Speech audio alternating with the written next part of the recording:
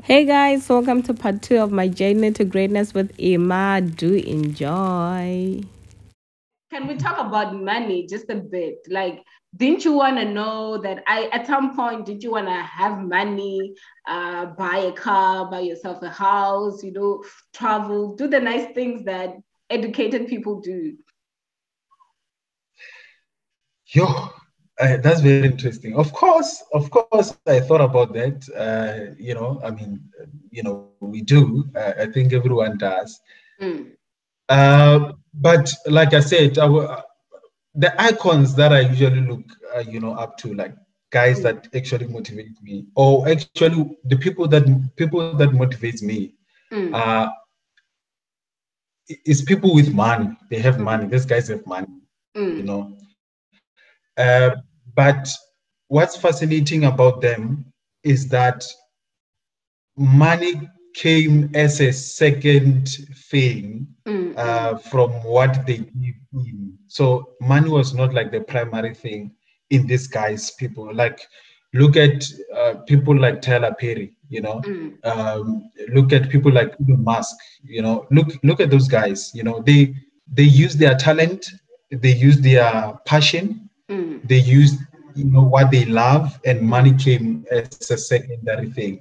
mm, So for me, I think to some extent I kind of like had that impression that if I work hard mm, with what I enjoy doing, mm, money will come. At mm, some point money will just come. Like, I think, I'm coming from a background, for lack of a better word, would address it as poverty. mm, Obviously, it's a dream, to change the circumstance, mm. uh, but something that I kept me going is to say, you know what, I love this, and if I do it, and if I become the best at it, it doesn't matter how many years, I have to do it, and I have to go for it. So yeah, it's something that, I don't know, kept me going, despite not having much at that time, or not having means at that time. um, from my side, from background as well, at home, of course, I would wish that, there was this, there was this, there was this, there was this, Mm, but I just kept my passion, and I said it's what is going to give me something, later in life. And you know what? Let's just go for it. And I found happiness in it as well. Most importantly, I found happiness in it. Then I went for it. I just went. Like, it doesn't matter how many years it takes, mm, because it took me 8 years to complete undergraduate studies, mm. 2 degrees, Mm, undergraduate studies. And it's not like I had anything at home. I mm. didn't have much. You are actually one of the best people to talk about this because of your mentality, because of where you're going and your drive behind everything. I think your perspective is very different. So I want to find out, Mhm. like within the 8 years, like what was happening at home? Like you said that you don't come from a fancy background or anything like that. Like, how did your parents feel about you going to school for so long? All right. From that point of view, of course, it wasn't easy. It wasn't easy. Even from my side, having to think about it, deeply, it wasn't easy because I wasn't contributing anything, for Mm, that long, mm, So of course, it was not easy. But I was lucky enough, that I had some support, in a sense that they did not put pressure on me, especially after completing my first degree.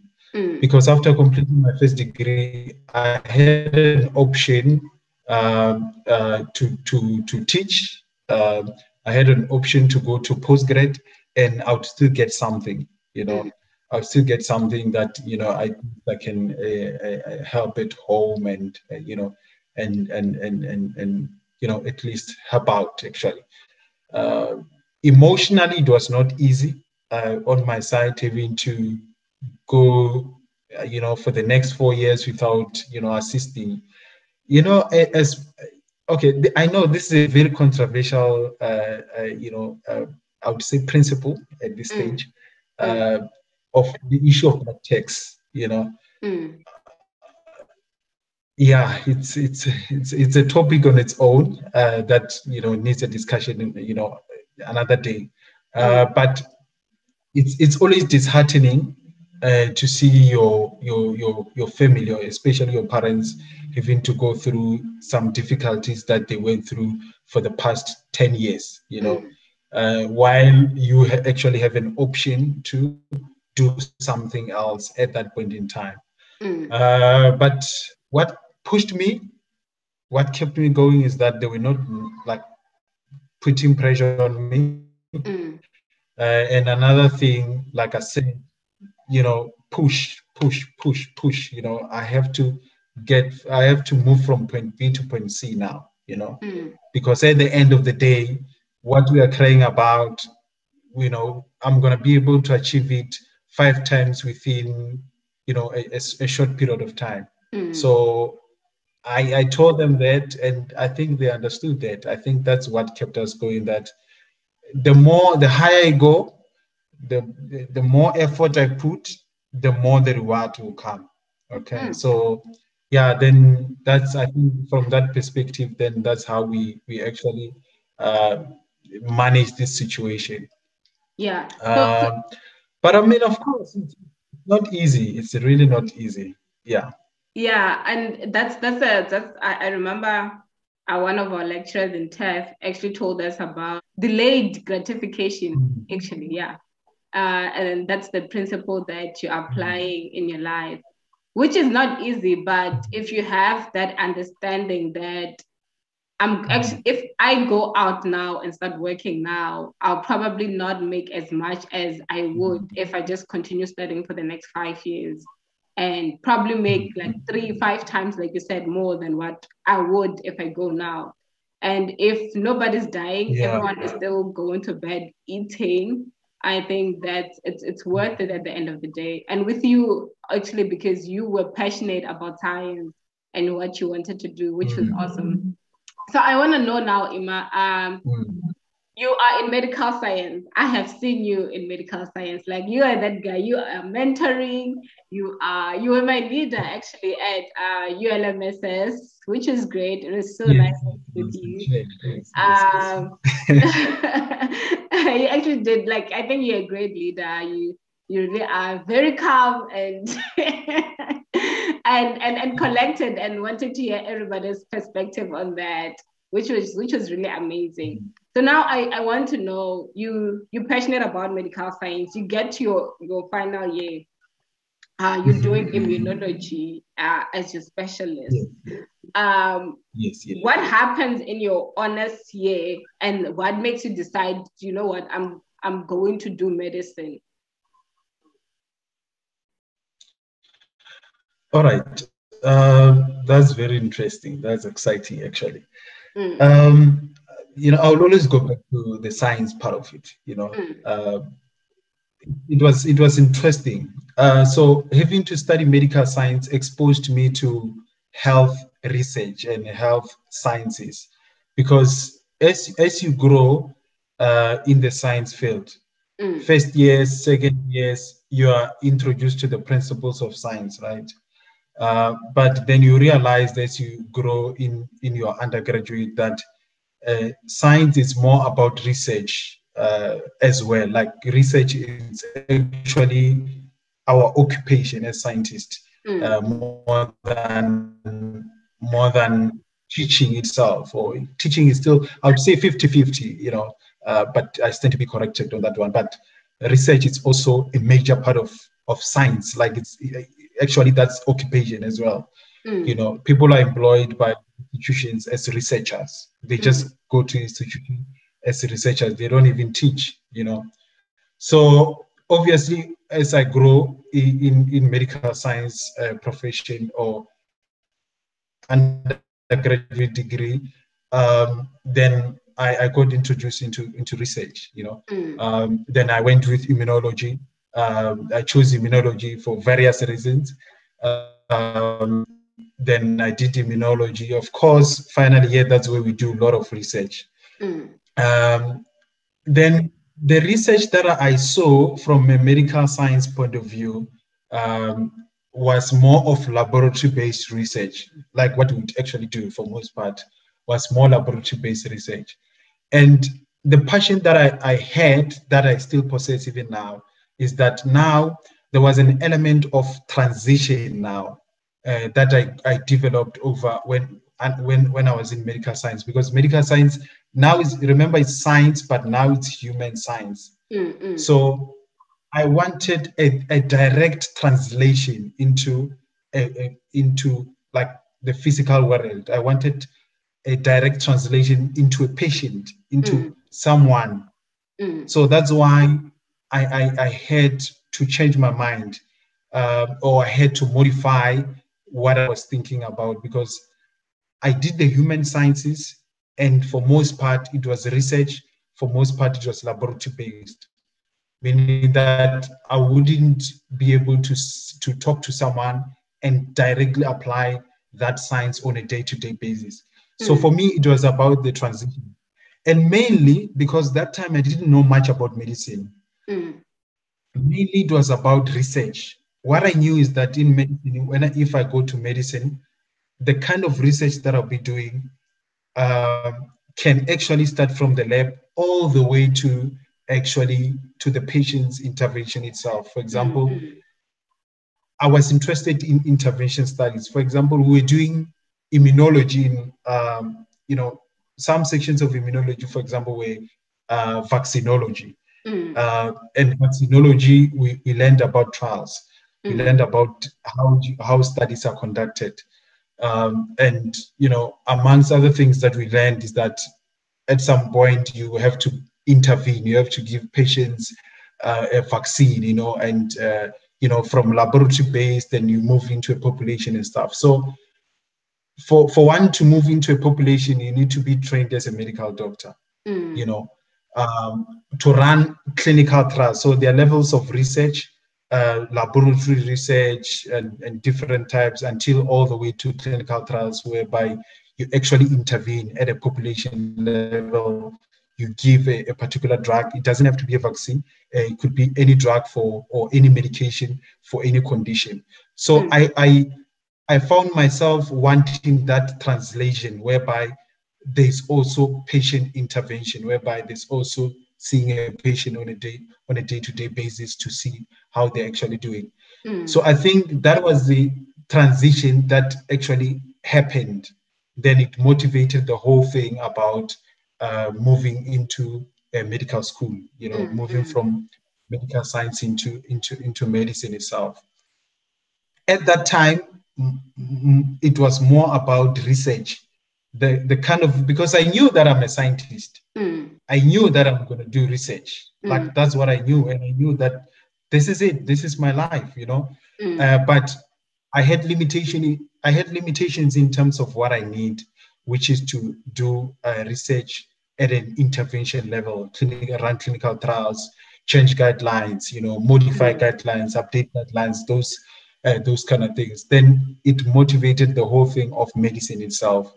Then that's where I took a decision that I think it will be important for me to move into medical school and add layer of clinical medicine itself, be taught the principles of patients, interacting with patients, learning about conditions, and most importantly, interacting with patients on a day-to-day basis, and actually trying to make life better in that regard.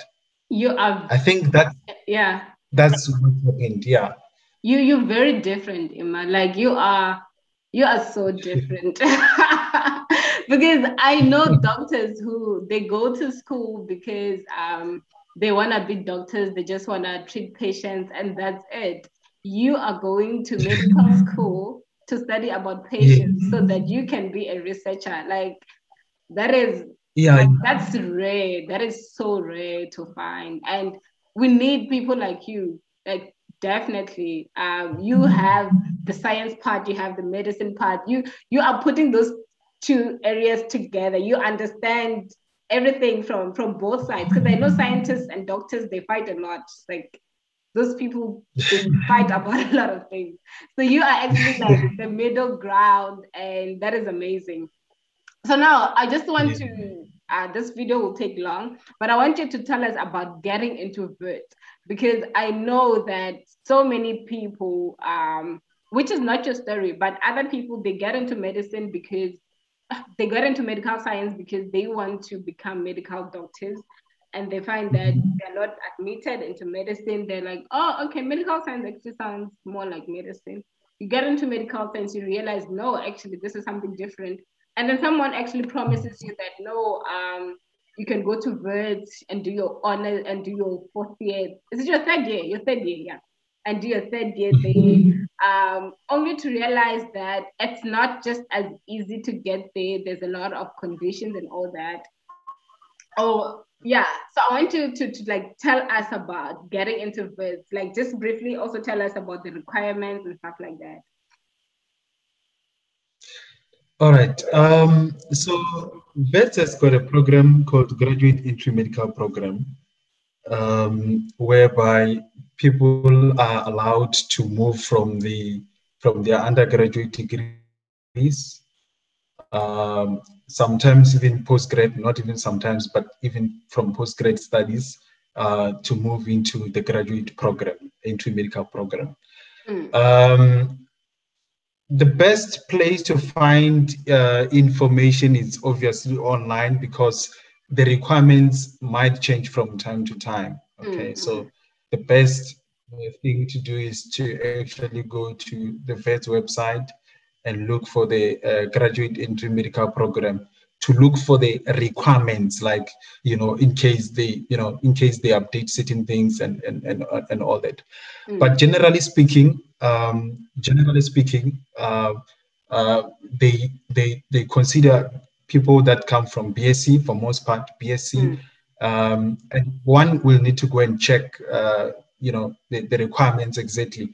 But for most part, it's BSc and other degrees that maybe in first year they've done physics, they've done biology, they've done chemistry, and they've done, I think it's the three. And also they've done this in high school as well.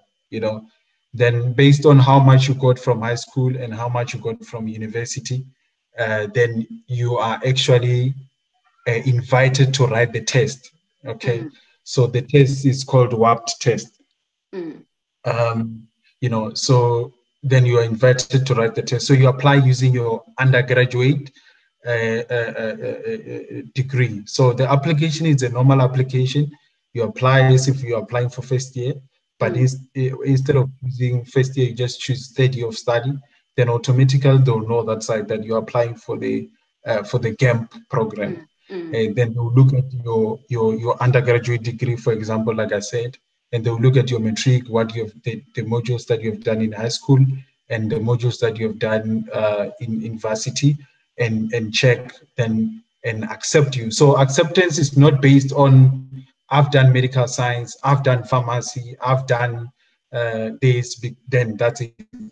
So they look at the first year modules that you have done, then they decide to invite you for the test.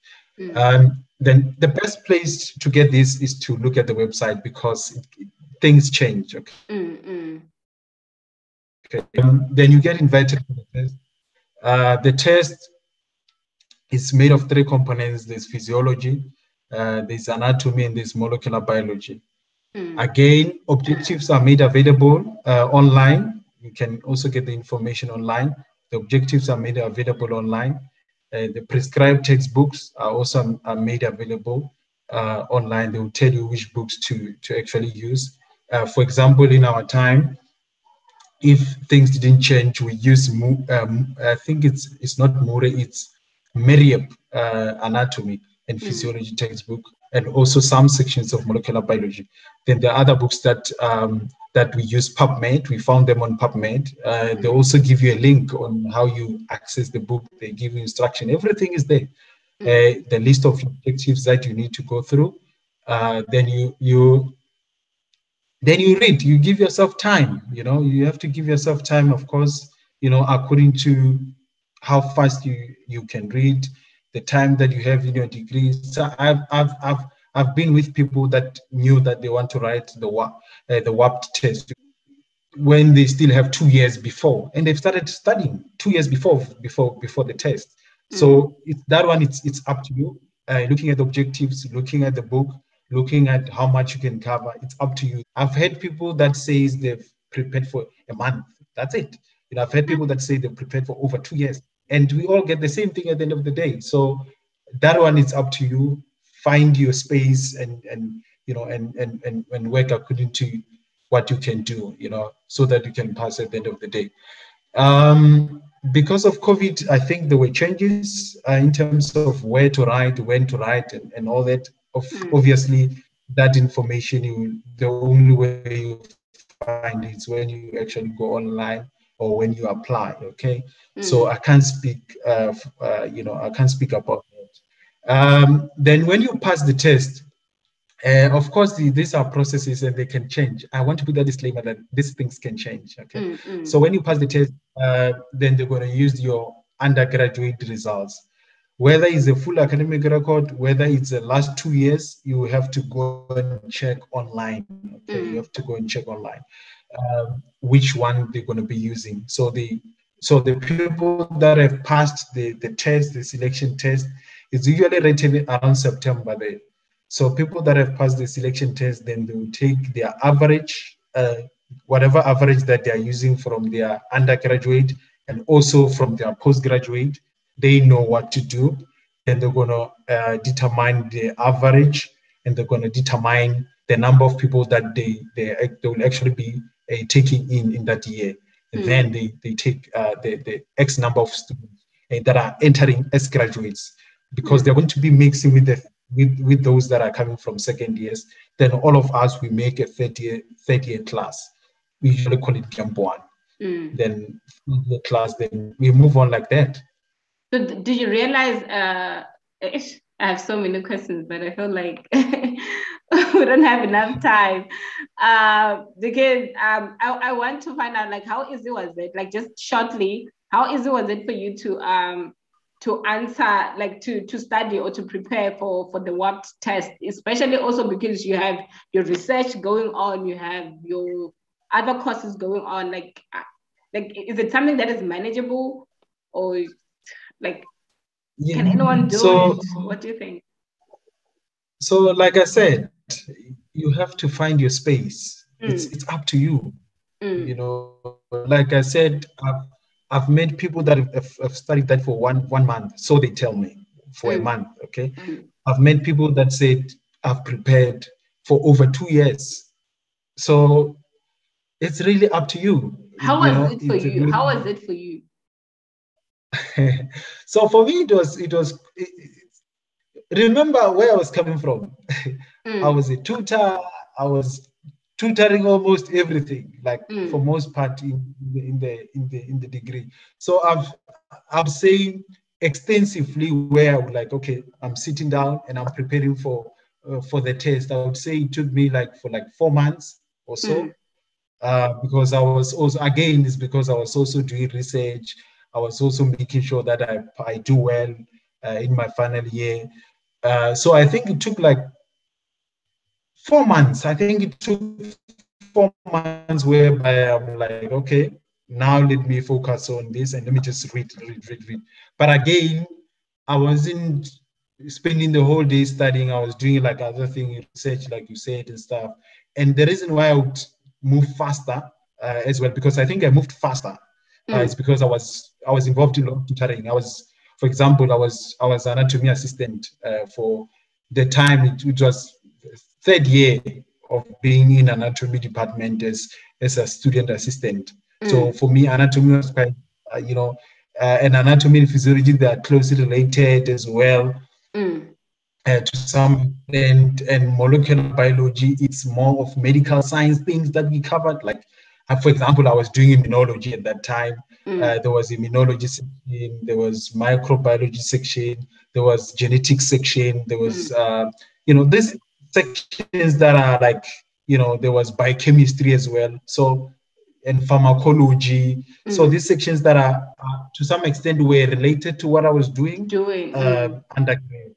Yeah, but remember, you still find people that are coming from BSc, like they've done physics, have done, so obviously those people, they're going to have their own time, their own preparation skills for the test itself, whether they find anatomy difficult or it's a new concept or they've came across it before. So there's no right answer to say do it within this time. It's all about finding your space. As long if you know that this is what you want to do, it's always good to prepare ahead. Prepare ahead. If you know that I'm thinking of going to medical school next year, for example, this is a good time to have a look at the objectives, have a look and time yourself, see what you can do. Like, okay, these are foreign concepts, these are foreign topics that I need to go through. Obviously, I'll need time, or I've done this before, I can do this within 3 months, I can do this within 1 month. Okay. So just find yourself in that space. Okay. Hey guys, sorry to interrupt your viewing. Please look out for part 3 of my journey to greatness with Dr. Ndaba.